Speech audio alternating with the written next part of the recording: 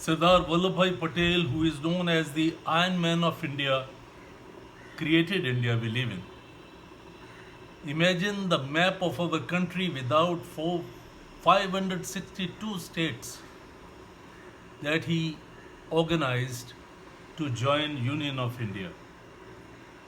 It was his selfless love for the motherland which gave him the unshakable determination. His pragmatic approach to solving knotty problems, his earthly vision, and impeccable strategy were instrumental in fighting the most adverse circumstances. The partition of the country, which created Pakistan in the east, division of Bengal, and in the west, division of Punjab, created unprecedented problems. Transfer of population of Hindus and Muslims on both the sides had created disaster. Peaceful settlement of Hindu refugees from both these areas was a daunting task, but only Sardar Patel could have done it, and his indomitable will and courage Sardar Patel inspired everyone, the rulers of the states as well as the public, to march with time. Small states, he said, cannot subsist as independent entities any longer without endangering Indian unity. Many rulers have realized their duty by merging themselves in bigger entities. Rajasthan has to march with the times. It is your privilege and duty to bear the sword. It is equally your responsibility to ensure that the sword is not used to harass the weak, but to protect them. You should use it in a manner that the world will say that you are inheritors of the ancient civilization and you are the true bearer of traditions, tradition of chivalry of Rajasthan. You have to remember that you are born in a country which has produced great saints and leaders. People and rulers alike must realize that the old traditions of rule can no longer be carried on.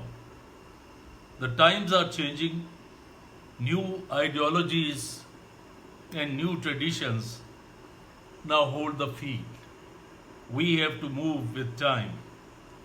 Our power is not going to relax merely because there are some people who still dream of the power of their sword and still think of carving out kingdom for themselves.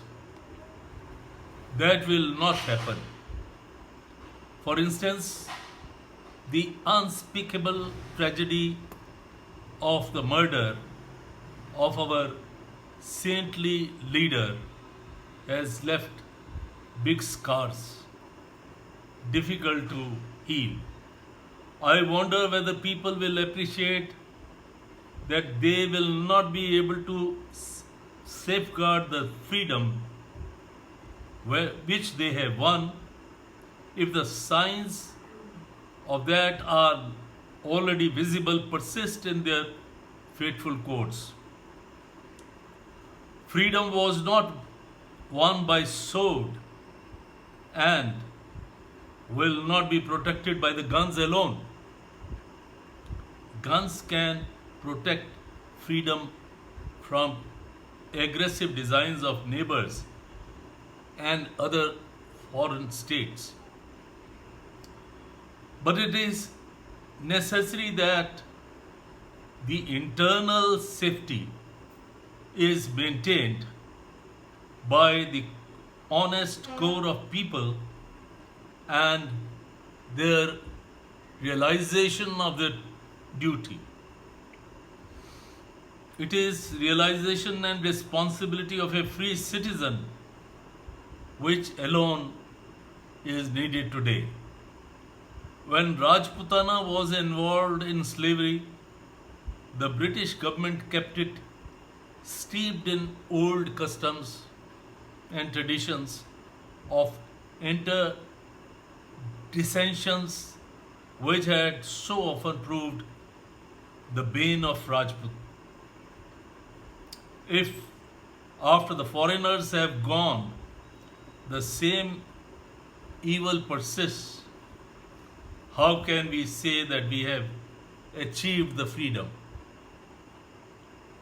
Such freedom can be achieved only when we realize the dream of our great leaders, when we realize our tradition, and when we realize what is our duty as per the Bhagavad Gita.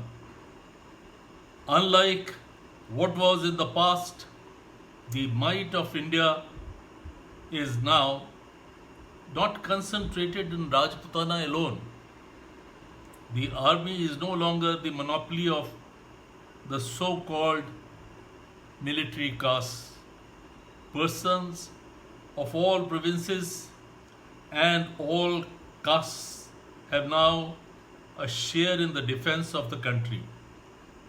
It is the responsibility of every citizen to feel that the country is free and it belongs to him or her.